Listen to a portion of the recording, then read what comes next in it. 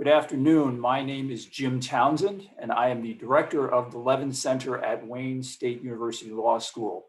It is my pleasure to welcome you to today's panel discussion entitled Battling Cybersecurity Threats, the Role of Congressional Oversight, which the Levin Center is hosting in partnership with the Wayne Law Review. Thank you for joining us, and I hope that everyone in attendance today is staying healthy and safe in these extremely challenging times. I am going to briefly describe the Levin Center and how today's conference is so relevant to our mission and the work that we do. And then I will turn it over to others. Former Senator Carl Levin founded the Levin Center in 2015 upon his retirement from the United States Senate, where he served for 36 years. The Levin Center is headquartered at Wayne State University's Law School in Detroit and also has a Washington, D.C. office. The mission of the Levin Center is to advance bipartisan, fact-based oversight and civil discourse as instruments of change. Today, we are gathered to hear from experts who study the battle to keep America safe from cybersecurity threats and the role of congressional oversight in that effort. On one level, the relevance of congressional oversight in the battle against cyber threats is quite obvious. As with any other legislative topic, Congress has a compelling need to understand the problems it is tasked with addressing. That is especially true and difficult when it comes to cybersecurity. But threats to security and the security and the integrity of our data present a direct challenge to democratic self-governance itself.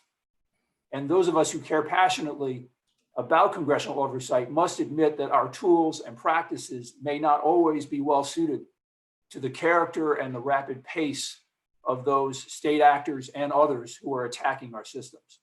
So we are called to look critically at how we conduct oversight in the digital age. Today's panel is part of a series of gatherings that the Levin Center has sponsored during the past years to elevate the issue of congressional oversight of science and technology. Back in December 2019, the Levin Center hosted two panels at the Congressional Visitor Center in Washington that discussed recently released studies of how well Congress does at overseeing the sprawling set of issues concerning science and technology. Does Congress have the technical capacity and staff resources to meet these challenges? Should the Office of Technology Assessment be reestablished in some form? And other related questions. We originally envisioned that this gathering would be the second panel of a three-panel in-person conference on technology and congressional oversight that the Levin Center and the Wayne Law Review had planned to host on March 20th of this year at the law school. That event, of course, had to be postponed due to the pandemic. And rather than wait until an in-person conference is possible, we offer today's panel on congressional oversight of efforts to battle cybersecurity threats. Back in May 27th, the Levin Center and the Wayne Law Review held a panel on congressional oversight databases, a recording of which is available on the events section of the Levin Center's website. And likewise, today we will be providing a video recording of this panel. Before I turn things over to Will Broman of the Wayne Law Review, I want to thank a few people who have been instrumental in putting this event together. First, former Wayne Law Symposium editor Megan Dreyer, who is now a Wayne Law graduate, worked very hard with the Levin Center's staff to put together the entire three-panel conference that we had originally planned to host back in March. And our current Wayne Law Symposium editor, Will Broman, from whom you will hear in a moment, I want to thank him for his work on putting this panel together. I also want to thank the Wayne Law Review editor, Kylie O'Brien, and the rest of the editorial staff for their help in making this panel possible.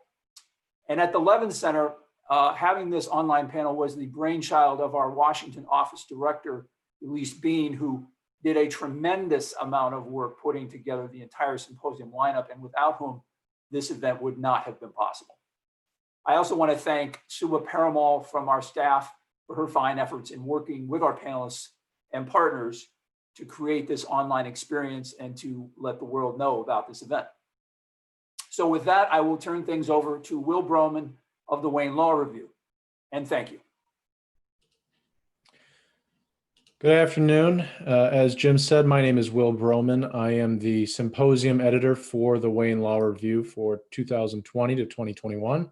And we'd like to welcome all of our attendees and panelists and thank everyone for participating today. We are pleased to have such an esteemed panel to discuss the important issue of oversight of cybersecurity threats in America. As we move forward in the landscape of a globally connected economy, navigating a pandemic, it is becoming clear that many people will work remotely on a regular basis, creating many new areas of threats to America's cybersecurity infrastructure. On behalf of the Wayne Law Review, I want to thank all of our panelists for their articles and their contributions today.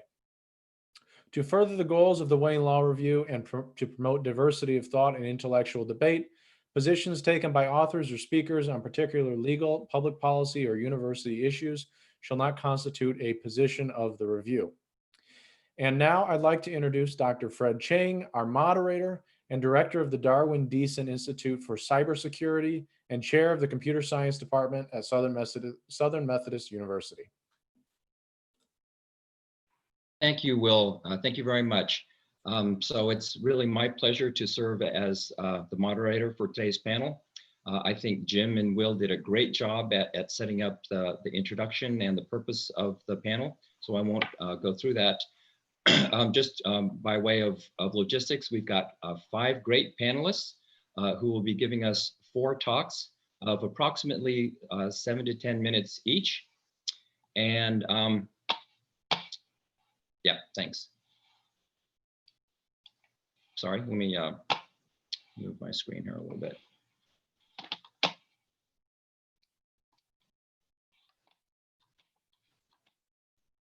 Sorry for the delay. Okay. 5 great panelists giving us 4 talks of about 7 to 10 minutes each. We've got just about 1 hour for the 4 talks. So I'd like to hold questions until all the presentations are completed so that we have the opportunity to hear all of the presentations. You'll notice at the bottom of your screens a Q&A box and a chat box. If you would please enter your questions via the Q&A section, we'll be sure to pick those up after the 4 panelists speak. And again, we'll conclude the panel portion at about 10 minutes after the hour, and then that'll give Jim Levin a few minutes to close the session down. Okay, so I'll offer a few opening comments and then have each of the panelists speak. With that, though, I'll go ahead and introduce the panelists now, and then we'll proceed forward. So we'll hear, and then you can see it on the screen there. So we'll hear first from Patrick Warren, who is a counsel on the U.S. Senate Permanent Select Subcommittee on Investigations, or PSI. And PSI has recently conducted investigations on cyber, and he will report on those investigations and their findings. Next up, we'll hear from Kimberly Breeden and Chris Bryant. Kim is an assistant professor at the Barry University Law School, and Chris is the Rufus King Professor of Constitutional Law at the University of Cincinnati. They will be discussing using congressional oversight to address conflicts of interest and cybersecurity issues related to voting systems. Third up will be Tia Johnson. She's a visiting professor of law at Georgetown Law, and will also be speaking on election security, highlighting a recent report by the Congressional Task Force on Election Security. And then fourth up will be Jonathan Llewellyn. He's an assistant professor of political science at the University of Tampa, and will address the particular challenges that cybersecurity information sharing poses for effective congressional oversight. Okay.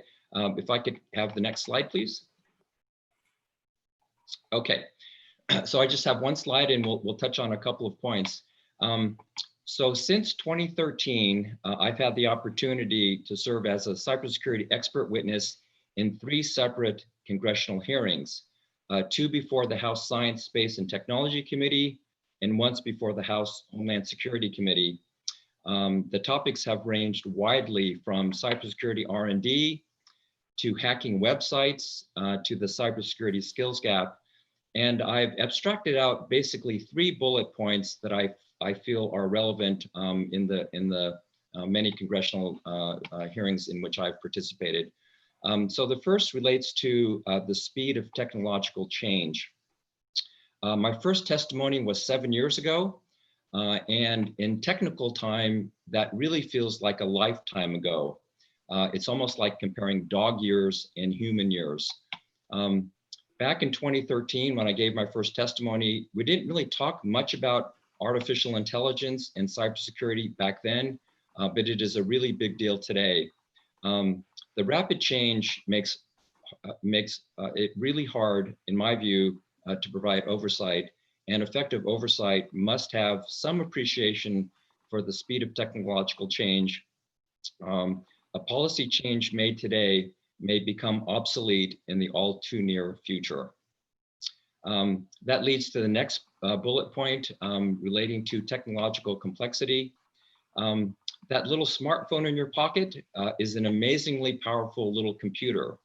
Its software is comprised of about 15 million lines of computer code. It has about 1 million times more memory. That was compared to the computer on board Apollo 11 that landed the first humans on the moon. And it has about 100,000 times the processing power. Elite hackers are supremely technical and can write technical tools that allow less technical hackers to perform at a high level.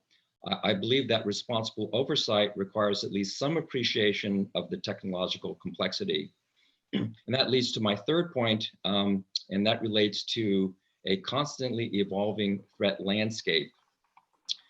Hackers are constantly evolving and adapting, almost like shapeshifters. If there's just the tiniest opening in the defense, the hackers will figure out a way to kind of slither through that opening in their effort to compromise the network. If a policy recommendation caused some sort of technological change or personnel change that would create new openings that a hacker might exploit. So again, responsible oversight, in my view, must understand and appreciate the adaptive nature of the adversary and the accompanying trade-offs associated with that adaptability. Okay, so at this point, I'd like to go ahead and move forward with the panelists. So yeah, if we could, and then first up is Patrick Warren. So Patrick, take it away. Great. It's great to be here today, and thank you, Dr. Chang, for that kind introduction.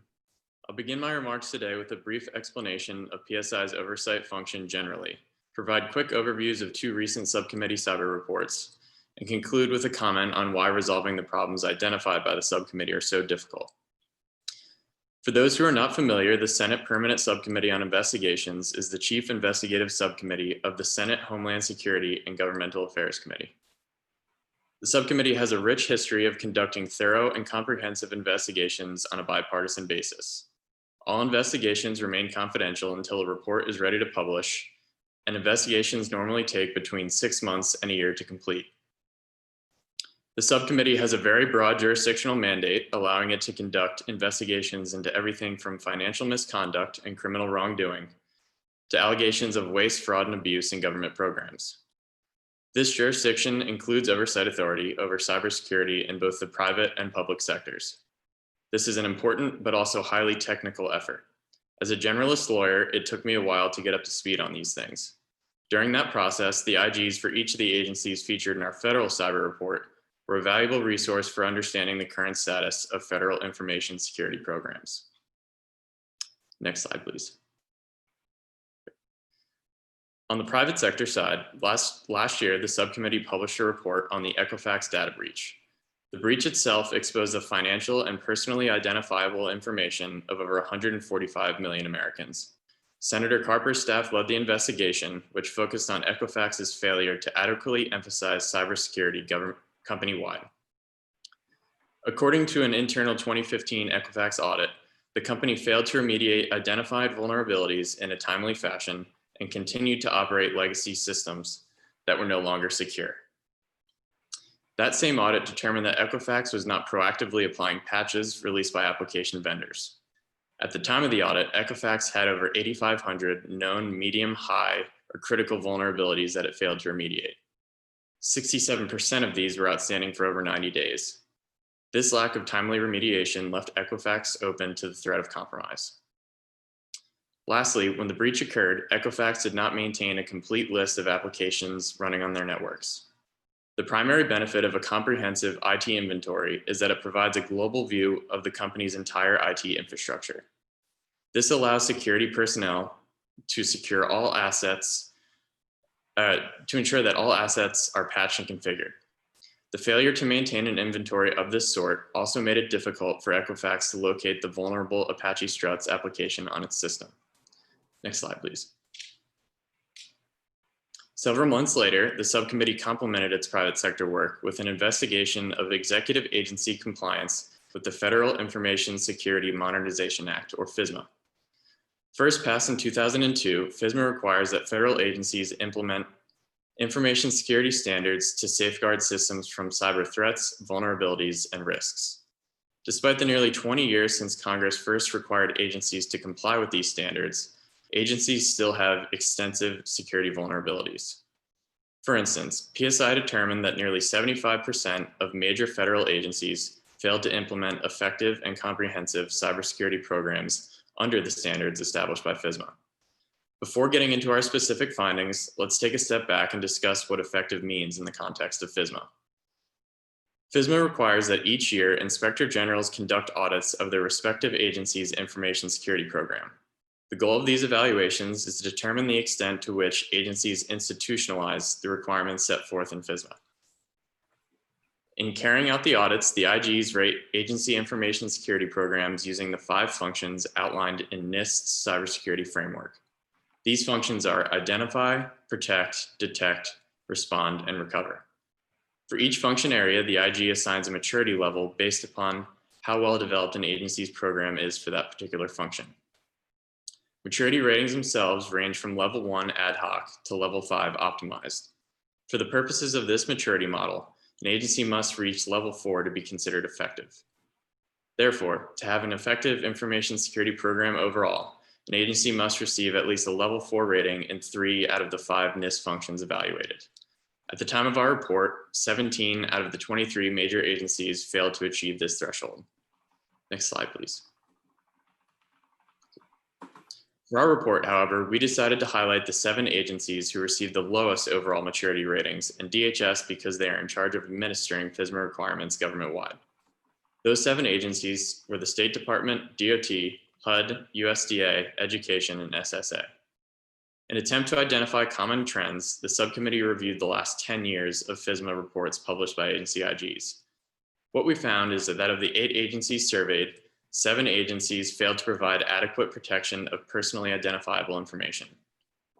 8 use legacy systems or applications that are no longer supported by the vendor, making them vulnerable to a breach. 5 did not have an accurate or comprehensive IT asset inventory of the applications running on its systems. And 6 failed to timely install security patches that update the security of an application or program. Unfortunately, these problems are not new, and IGs have cited many of the same issues for the past decade.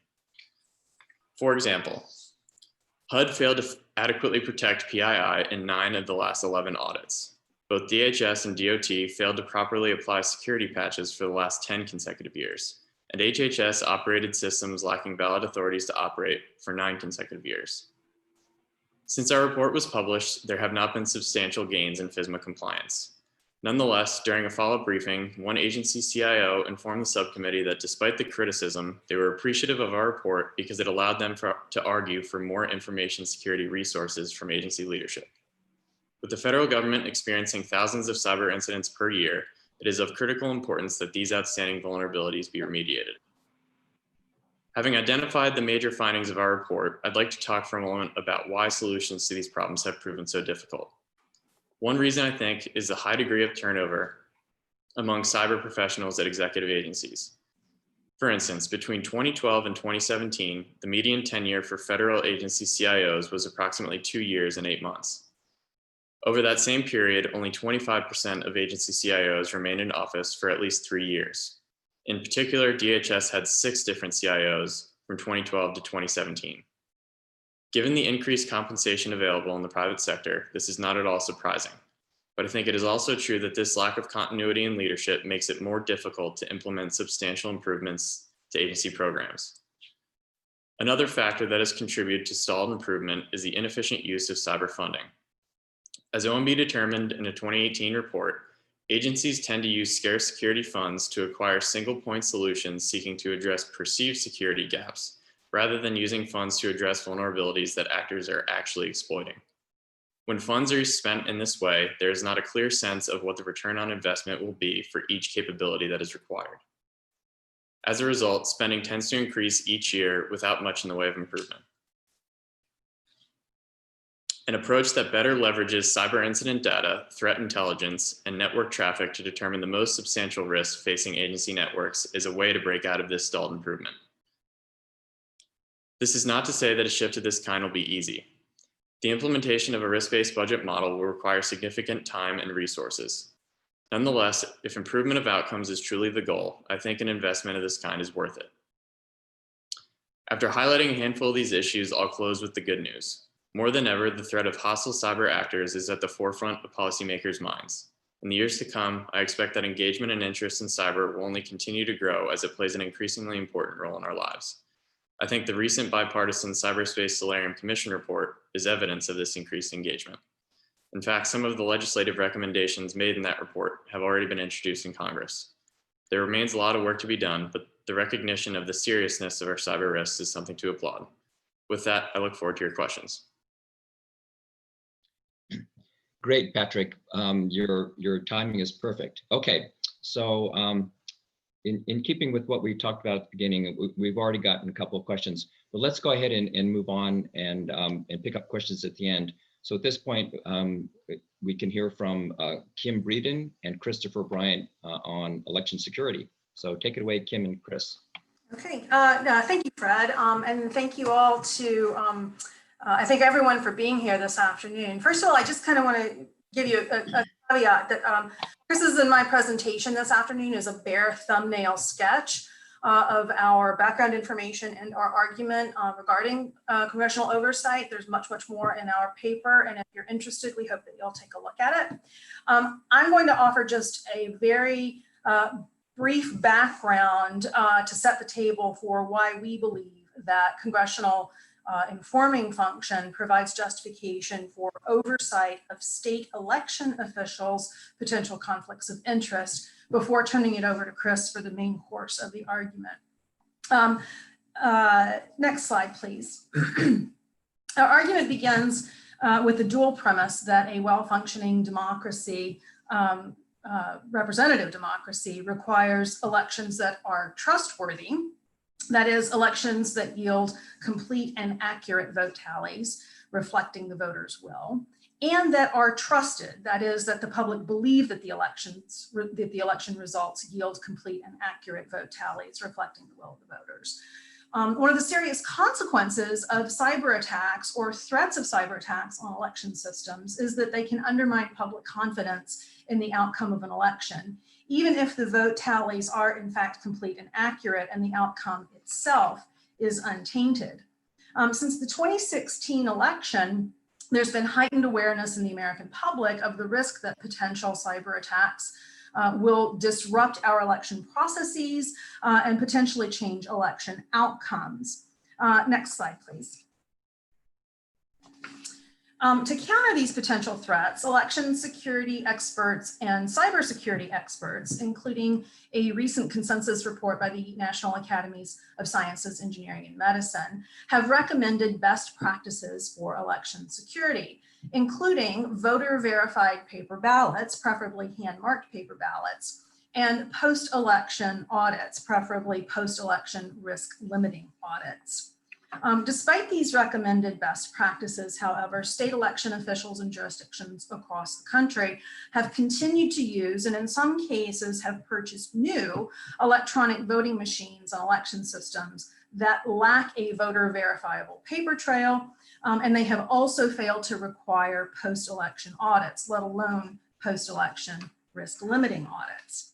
Now, there are, to be sure, a number of innocent explanations for these failures. but less innocent reasons, including conflicts of interest by state election officials, may also come into play, especially, for example, when campaign finance contributions from election system vendors influence an election official's choice of which system to purchase. Or as another example, when authority to authorize and supervise a post-election audit falls to an election official who is also a candidate in the race he or she is responsible for auditing.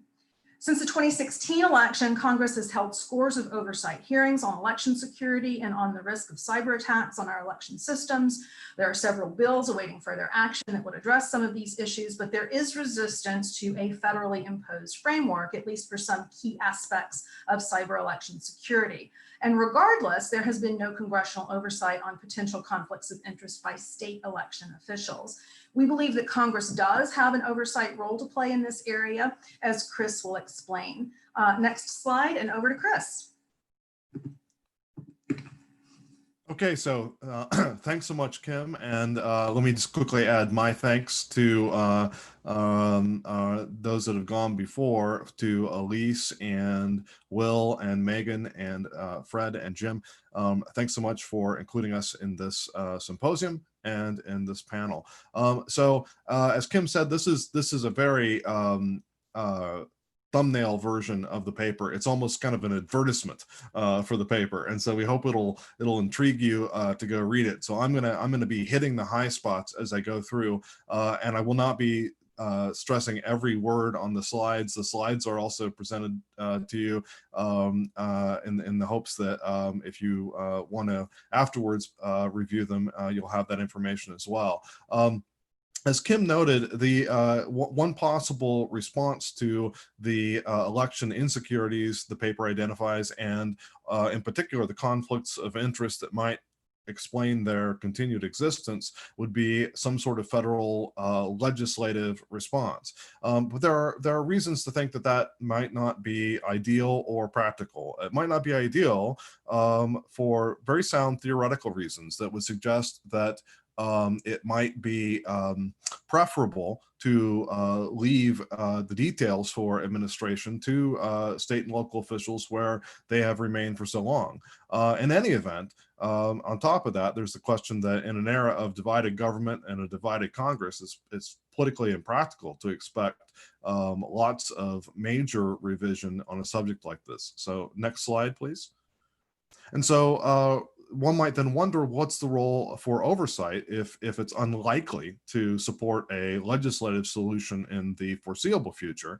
And this is where we say that this is a role for Congress's informing function oversight. The idea here being that in the process of gathering information that could be relevant to a federal legislative fix, oversight might also serve to reveal conflicts of interest, the kind that the paper identifies, and thereby create political pressure for state and local officials who are directly responsible for addressing these problems to act. Next slide, please. So, of course, when we talk about the informing function of Congress, we're alluding to the famous dictum of then scholar Woodrow Wilson that the informing function of Congress should be preferred even to its legislative function. Next slide, please. But of course, the informing function of Congress has its darker side. This handsome fellow is Tail Gunner Joe. And his informing function oversight left a trail of ruined lives. And so we definitely don't want to encourage our conscientious legislators to go down a McCarthy path. So next slide, please. So what we did in the paper is we explored, and we actually looked at a number of cases, and I'm just going to talk about two today because of time constraints. But we looked at a number of cases from the U.S. Supreme Court that relate to Congress's informing function and potential for its abuse. The first, Mcgrane V Daugherty, is probably the Supreme Court's most full-throated, unambiguous, favorable, and in fact unanimous endorsement of congressional investigative authority. And its relevance to informing function oversight is not that it expressly embraced it. It did not. It stressed that Congress's broad authority was tied to its legislative, including its appropriation authority. But where the informing function issue comes in is in Mcgrane B Daugherty, the issue was in part the actions of Attorney General Daugherty, who had at that point resigned. And so one of the arguments in the case was that the investigation at that point was designed to embarrass Daugherty. And the court rejected that on the ground that so long as it was theoretically in support of legitimate legislative action, the fact that it might have the consequence of embarrassing Daugherty was in no way a reason for constraining Congress. Watkins is a case that comes right out of the McCarthy era itself, and the court reverses a criminal conviction for contempt of the House Un-American Affairs Committee. And this is the case where the court finally gives express endorsement to an informing function role for oversight. It does so in a footnote. Next slide, please. Here is the language in Watkins, which is probably the broadest language the Supreme Court has ever used to describe Congress's role in in exercising the oversight function generally.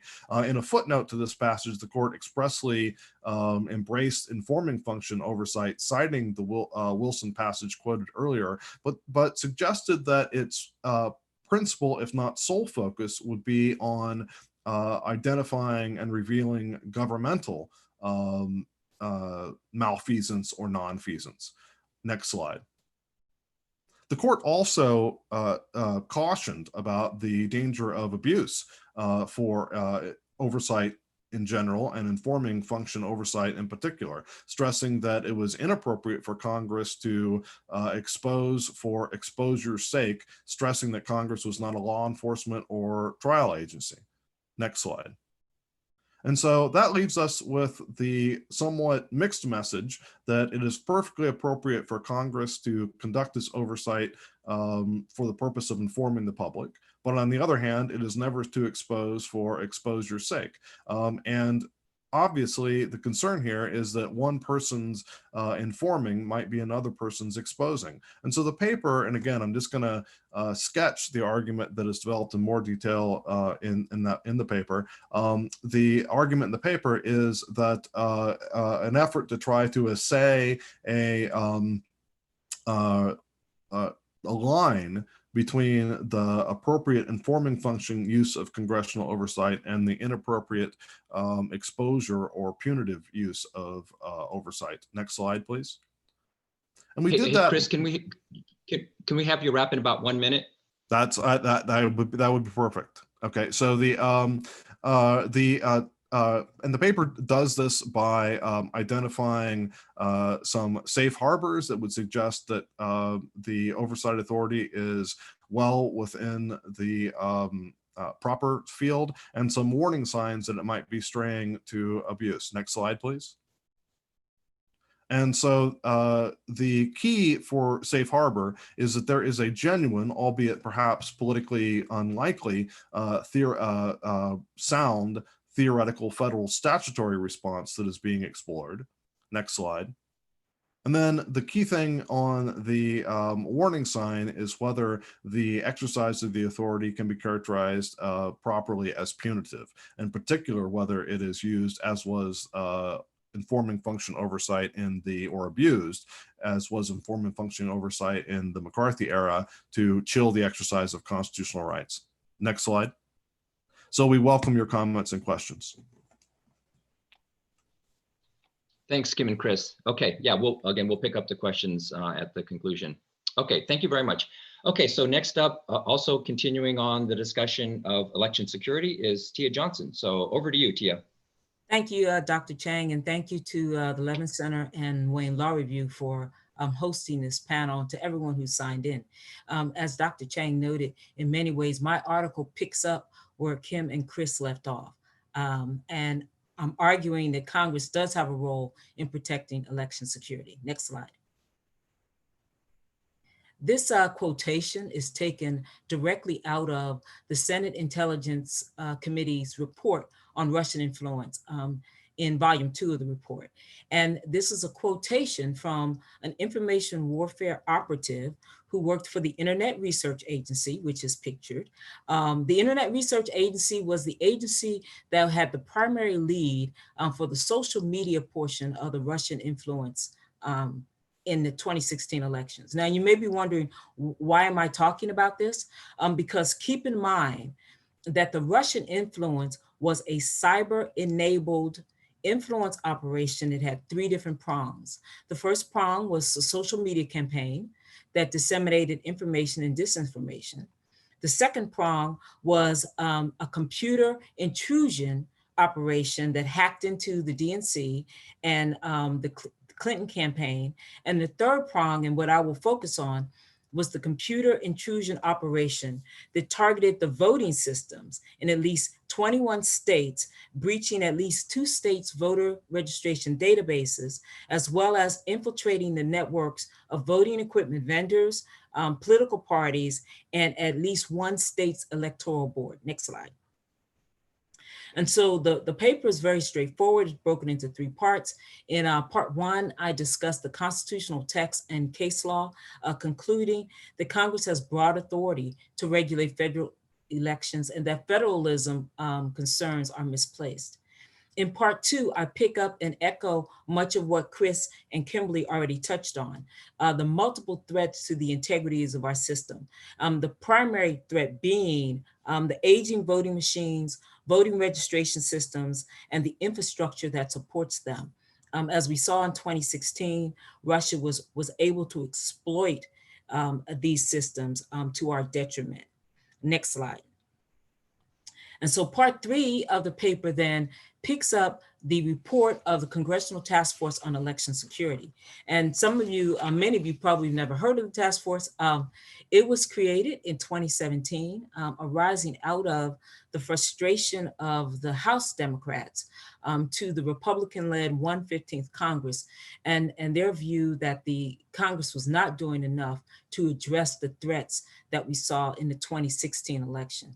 And so in June 2017, then Democratic leader Nancy Pelosi created the task force, naming as co-chairs the ranking member of House Oversight and Government Reform, who was then Benny Thompson, and the ranking member of House Administration and Rules, who was then Robert Brady. The task force issued its final report and recommendations in February of 2018. And this quotation is really what is kind of the overarching theme, not only of the report, but of the argument that I make in the paper. Next slide.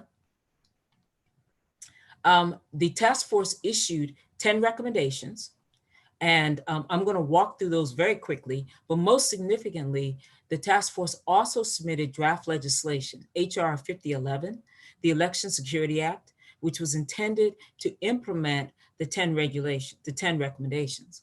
Unfortunately, 5011 died in committee. The good news there is, next slide, is that when the Democratic-led 116th Congress came in, the Democrats immediately picked up HR 5011 and started to break it out into its composite pieces and pass legislation to implement the various portions of the recommendations. So there's some good news in here. The funding recommendations have in fact been legislated. To date, Congress has appropriated $800 million to go to states to help shore up and replace aging vulnerable voting machines. So that's the good news. The bad news is that a 2015 Brennan Center report estimated that at least $580 million would be required to replace the vote tabulation machines in 40 states. And another $3.5 billion would be needed to replace the touch screens that are used in 30 states. So we're a long way off to meeting that $4 billion plus bill. That $800 million is really just a down payment. Next slide. The other good news story is with regards to the pre-election threat assessments. The National Defense Authorization Act of 2020 implemented that provision. The IC had actually conducted pre-election threat assessments for the midterms, even before this was legislated, but now it's mandatory. So that's the good news. The bad news, you can see that there's lots of blocks that are still empty. And so next slide, which takes us to what remains to be done. There are 10 bills that are stalled at the Senate. The House and Senate Democrats were so frustrated that none of these bills were moving that in December 2019, Senate Democrats issued a press release blasting Senate Majority Leader McConnell, calling it his legislative graveyard. It's so bad that even the chair of the Senate Rules Committee, where most of these bills have been referred, said that McConnell was blocking these bills. But there is some ray of hope in all this. S-2242, the Foreign Influence Reporting and Elections Act, has been incorporated in the 2021 Intelligence Authorization Act. Why is that important? This bill would require presidential candidates and campaigns to report any contact from foreign state actors to the FBI. And as you may recall, in the spring, President Trump famously said that he thought that was dumb and that he had no obligation to do it and that he wouldn't do it. So this would obligate campaigns and presidential candidates to make those reports. Next slide. The other bright light is in the Honest Ads Act, S-1356, and its companion bill in the House, 3338. The Honest Ads Act would take the existing disclosure rules that apply to political ads on TV and apply those to social media platforms. And why is that important? Because as I noted, one of the major prongs of the Russian influence operation was the social media campaign disseminating information and disinformation.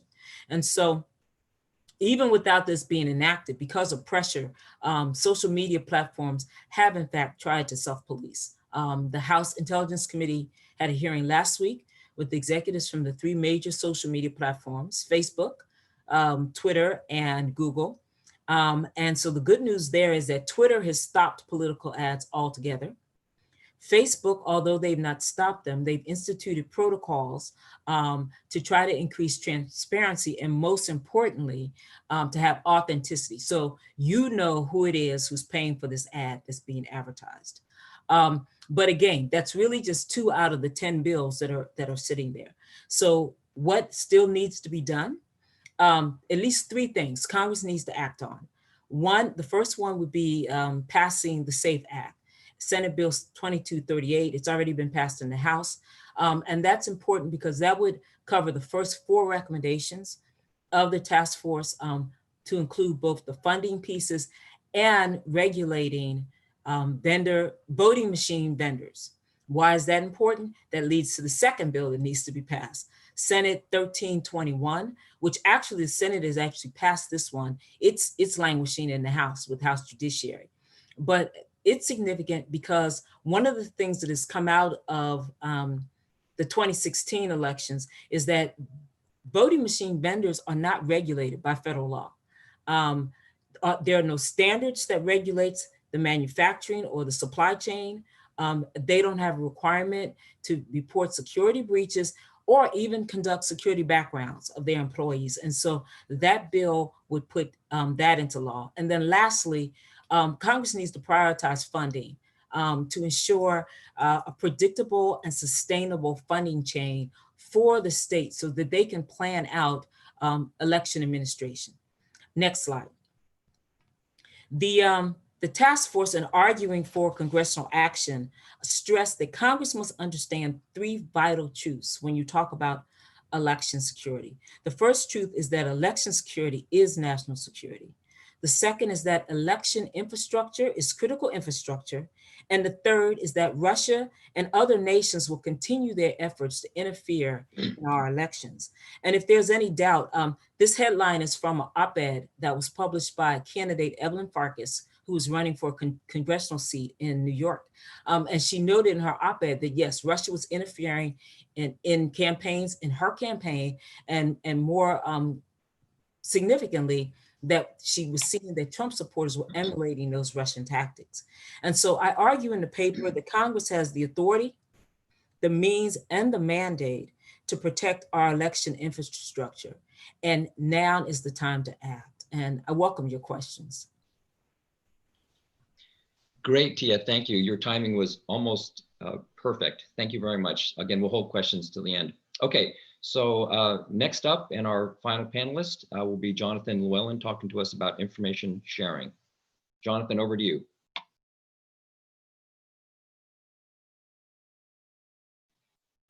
Thank you, and thanks again to the Levin Center for having me on this panel. It's been a lot of really great information. I've learned a lot so far. I'm going to talk, as was mentioned before, about information sharing specifically as an approach to addressing different cybersecurity challenges and issues. And I'm going to do so from a political science perspective. So when I talk about oversight of information sharing and the different tools that Congress has at its disposal, I'm relying a lot on kind of political science theories and approaches to understanding how oversight works and what members of Congress can do. And so those with more practical experience or other kinds of backgrounds might be able to add to this conversation as well. And I'll also note that when I talk about these different oversight tools, I'm focusing on those available to individual members and committees. I'm not really speaking to the GAO or the CBO, CRS, right? Those other kinds of resources that Congress as an institution has. I'm really speaking about individual members and committees. So if we could move to the next slide, please. I just want to start off by giving a little bit of background on information sharing as an approach to cybersecurity. It's really something that has been adopted across a lot of different issues. Most recently, we might think of it really coming to the fore in the wake of the September 11th, 2001, the 9/11 Commission report, which found that agencies weren't really sharing information about homeland security threats with each other and called for ways to improve that. And so a similar approach has been taken in cybersecurity policy through multiple executive orders across multiple presidents. The Cybersecurity Act of 2015, Title I is devoted to information sharing and requiring agencies to adopt certain kinds of information sharing practices, and also encouraging the public sector and companies to share information with the government and then participate in these exchanges where they also receive information from the government. And when I talk about information sharing as an approach to cybersecurity here, the information that I'm talking about is that relating to threats, vulnerabilities, defensive measures that have been taken. And there are lots of different ways that information sharing is happening, either in government programs and processes, nonprofits, the private sector. So there are lots of different outlets for and venues for these kinds of information sharing exchanges between agencies with each other, agencies at the federal level with state and local and tribal agencies, and then private companies as well. In the article that I have on this, I argue that this reliance on information sharing in cybersecurity is really the product of four main dynamics. The first is because we're talking about the internet, there's this historical kind of self-governance, self-regulation, minimal government involvement in regulating that environment. And the second is Congress actually has tried to enact more comprehensive, broader cybersecurity measures, but those efforts have failed. So for example, in 2002 was probably the last big push that I can recall. Senator Lieberman, it was his last term. He was retiring. He was chair of the Homeland Security and Government Affairs Committee, and this was meant to be kind of his last big accomplishment to his name before he retired. It ended up getting filibustered in the Senate, and then the next year, Democrats still had the majority. They actually gained seats in the Senate, but instead of trying to push again with maybe even more favorable conditions for getting past a filibuster, instead, they kind of regrouped and said, okay, let's focus on information sharing instead, because this is something that we can do without needing to pass a law.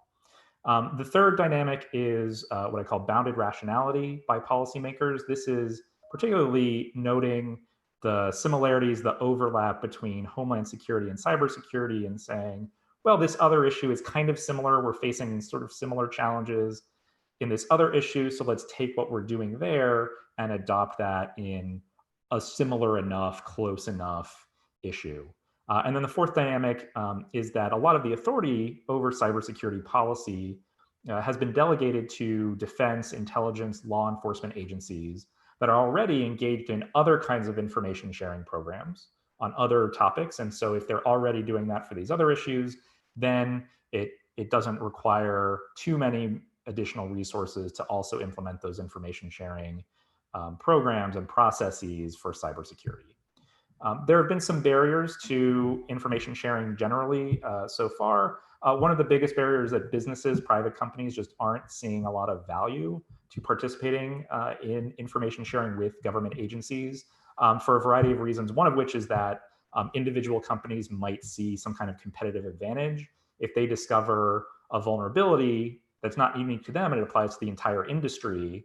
They might fix the vulnerability in their own systems without alerting their competitors, and then maybe they're less vulnerable. They don't take they don't have any data breaches or other kinds of threats that don't reach them.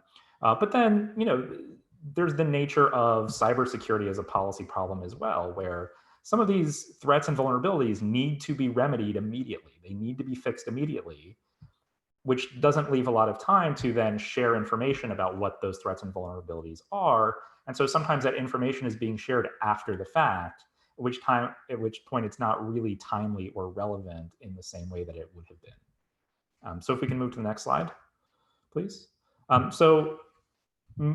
In a minute, I'm going to talk about some specific oversight tools that Congress has at its disposal, but there are some general challenges to effective oversight of information sharing generally.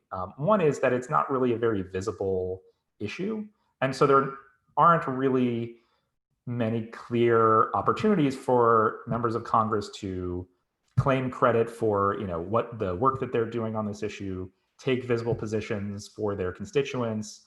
And so, even though, particularly within political science, but I think there's also this broader sense sometimes that, members of Congress, they care about re-election and all of their decisions are really driven by re-election. And, those incentives are important for a lot of the work that gets done in Congress, even a lot of the good positive work that gets done in Congress. And so without those kinds of incentives, we may be less likely to see oversight of this issue.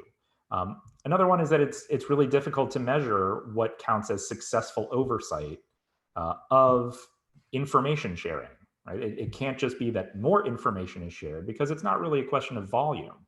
It's a question of what kind of information is being shared, how relevant is it, how timely is it, and so just encouraging more information sharing doesn't really get at the heart of the issue.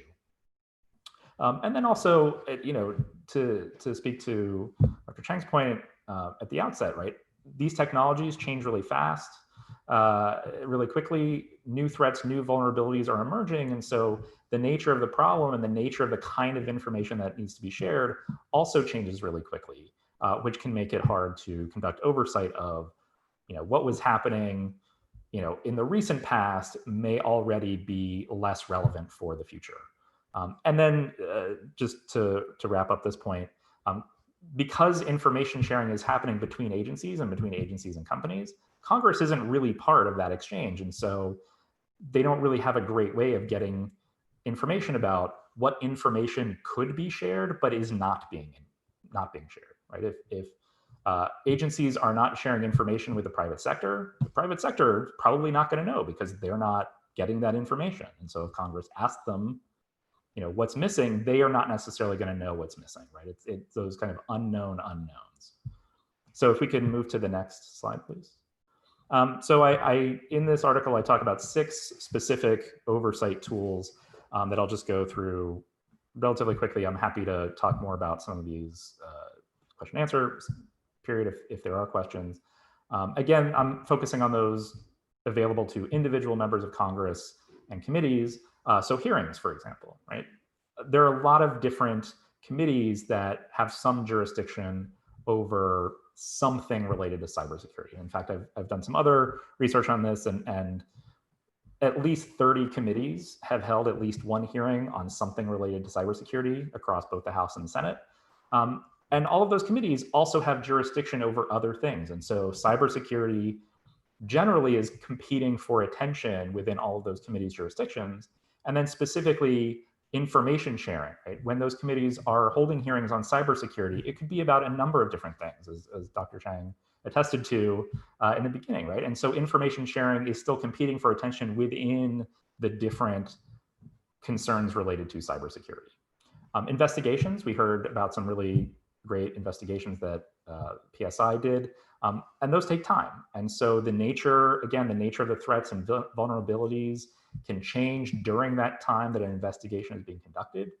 Even say an investigation into information sharing for critical infrastructure.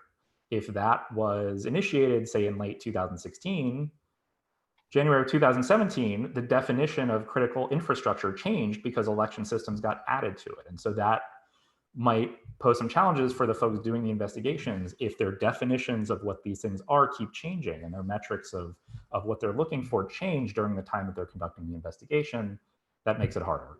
Nominations can be a form of oversight, a kind of ex ante oversight, the Senate trying to convey what priorities it thinks the nominee should take up while after they're confirmed. There's no real role for the House there, and those nominees again are going to have other priorities competing for attention. This has come up in the Department of Homeland Security several times, where they have jurisdiction over cybersecurity issues, but also immigration. And so a lot of kind of the top level folks in DHS have found themselves devoting a lot more attention to immigration than to cybersecurity. And so that can pose some challenges for conducting oversight of cybersecurity in that way. Deck stacking Hey, refers Jonathan, to kind of the administrative process. 1 minute, Jonathan. Yes. Okay. Hello? Yes? 1 minute. Yep, great. So deck stacking, right, can refer to the administrative process and favoring certain interests, or at least getting certain interests included in that administrative process. And again, as was noted earlier, with the speed at which these things change, you're not necessarily going to know which interests need to be included in the future. Casework, I mentioned kind of the limited sort of credit claiming opportunities for members. And then with spending, there was a report recently, the GAO found that the Cyber Command has been way overspending on this tool that they're developing, in part to share information and collect data. It's really hard for Congress to conduct oversight of that. They have the GAO report, but that money's already been spent. And reducing Cyber Command's budget in the future might harm some other policy goals that Congress has. So if we move to the next slide, I just want to note that the Cybersecurity Solarium Commission issued a report recently that called for creating specific committees with jurisdiction over cybersecurity in the House and Senate, which would help address some of that concern about the lack of sustained attention. But I think the proposal also creates some of these other questions or downstream kind of negative effects on other committees, on congressional attention to cybersecurity and information sharing generally. And so again, these slides are available if folks want to read that later. And so thank you very much. Thank you, Jonathan. Okay, we've got about 10 more minutes. And what I thought I'd do is, we have one fairly generic question that I thought we'd, I'll read it and then have each panelist maybe take a minute to comment on it. And I think that would essentially take our 10 minutes, and then that'll give Jim Townsend a couple minutes to close. So the question comes from Anonymous. Many people think Congress doesn't have the capability to exercise oversight of highly technical issues like agency cybersecurity and election security. What do panelists think about whether Congress played a constructive role in the areas that they reviewed?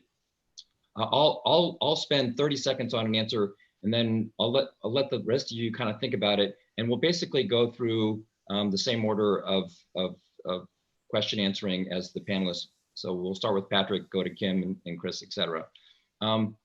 So as I think it's a great question, and again, pretty general. As I think about the answer to this, two kind of concepts come to mind for me. basically incremental progress and pay it forward. In my experience in giving congressional testimony, I always felt like there was a gap between technology and policy, and the extent to which technologists could sort of explain technology to the congressional staffers, maybe to some of the members, that was going to make the next congressional testimony just a little bit better. So I do feel that, you know, over time, if there are enough of these and the issues continue to get exposed, while each individual hearing may not make a huge difference, that over time, it'll just get a little bit better and better over time. And I did spend some time working with staffers and in discussions with some of the members, just kind of getting them smarter about some of the you know, technological nuances of cybersecurity. Okay, so Patrick, responses from your PSI role? Great. Thank you, Dr. Chang. I think it's a great point, and I think there's no doubt that to some extent there's an asymmetry of information and expertise as it relates to cyber. But I think something that's critical, and you alluded to it just a minute ago, it's really important for us on the staff level to reach out to folks like you all who have the expertise that we don't, and recognize that that is the fact, to inform the policy discussion and investigations as we move through them. With respect to whether Congress has played a constructive role, I think they can in this space.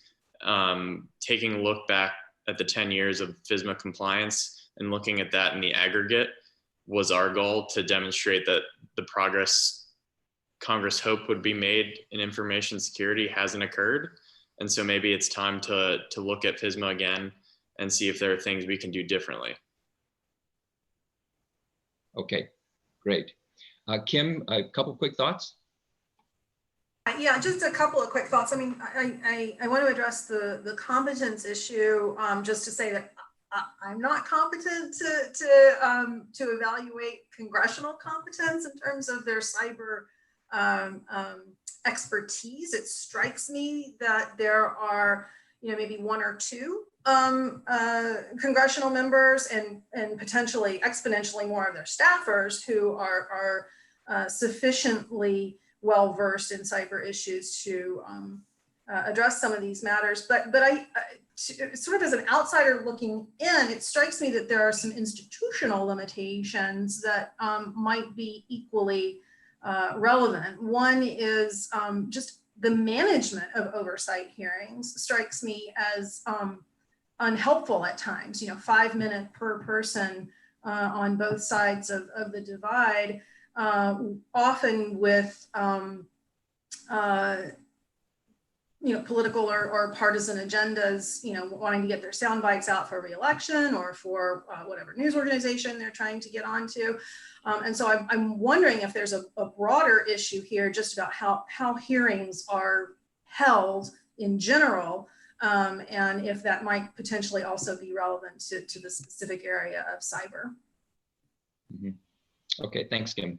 Chris, couple thoughts? Yeah, just very quickly in the interest of time, the one thing I will point out is that the focus of our paper on conflicts of interest does suggest one approach to this problem, and that is even where I think the congressional committees or congressional members may be behind the curve in terms of having the expertise to find the right answer to the problem. One of the things they definitely can do is make sure that, or at least shine the light on places where it is not the case that the persons who are responsible or who are the principal actors for solving the problems are doing so in the public interest. So I think, you know, at a minimum, you want to make sure that the people who are say selecting election machines don't have a conflict of interest, because then they at least have a chance to get to the right result. Yeah, good point. Okay, thank you. Okay, yeah, hey, Tia, some thoughts? Yes, thank you. Well, as Jim noted in his opening comments, the Levin Center held a series of panels in December discussing congressional competence and had some recommendations, and then things like increasing the the technical experts as fellows and those types of things. So there are some very practical things, resurrecting the office, that there's some very practical things they can do to try to build competency. As to the other question, as to whether they can be constructive, yes, Congress has done some constructive things. I mean, they have been able to react. The Help America Vote Act is a perfect example, done in response to the perception that after Bush v. Gore, that election and the results of that election were so questioned, the integrity of the process was so questioned, that Congress saw fit to pass the Help America Vote Act, pledge a lot of money into states so that they could try to update their voting machines. And so a similar action needs to take place in the wake of 2016. And I would say, as many have argued, we needed the equivalent of a 9/11 commission to do a whole of government look at what went wrong and what can we do to correct it or to prevent it.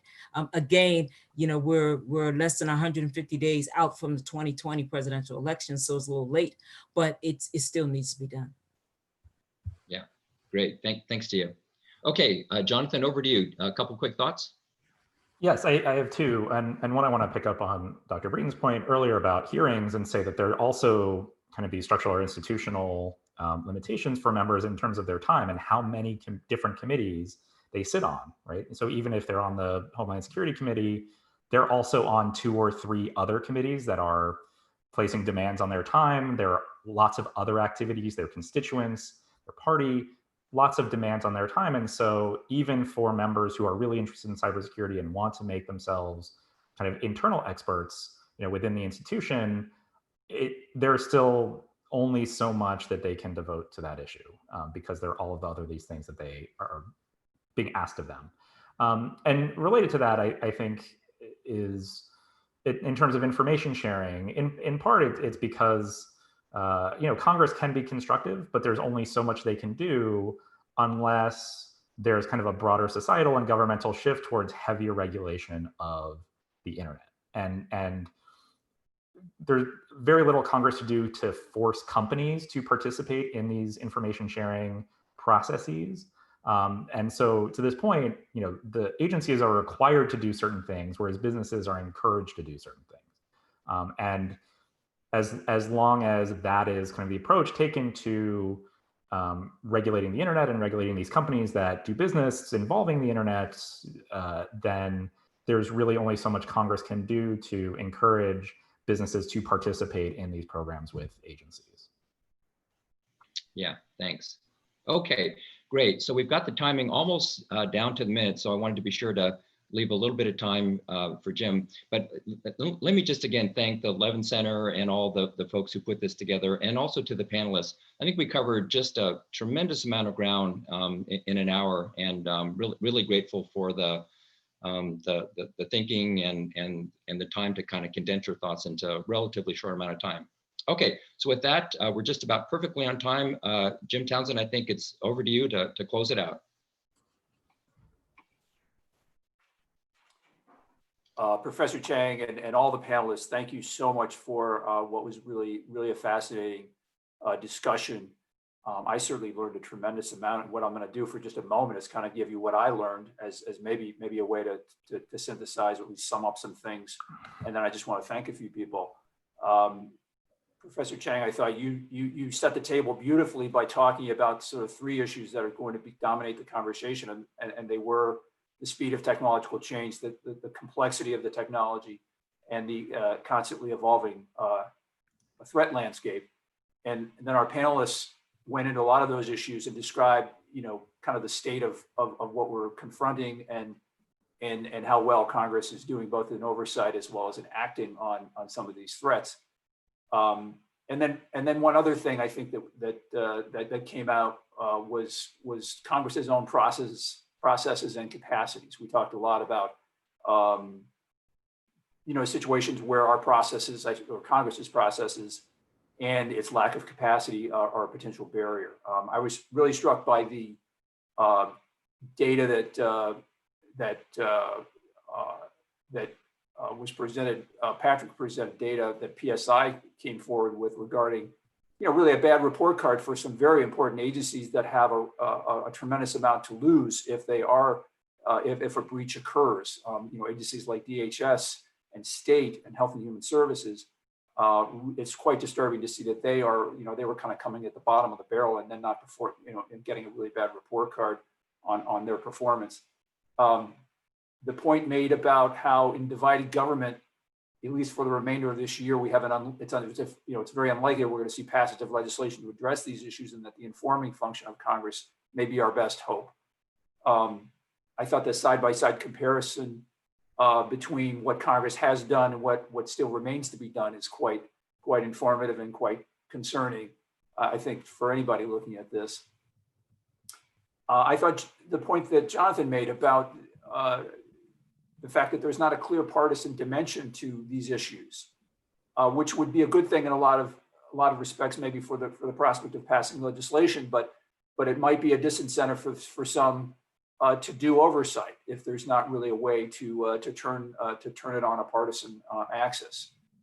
And then finally, the issue of really Congress's limited attention span and the great number of demands on members of Congress and committees of Congress attention is something that really came forward, and I think is something that really bears thinking about. So again, I want to thank Professor Chang for his leadership in moderating this terrific panel. I want to thank Patrick Warren from the Senate Permanent Subcommittee on Investigations, Chris Bryan and Kimberly Breeden,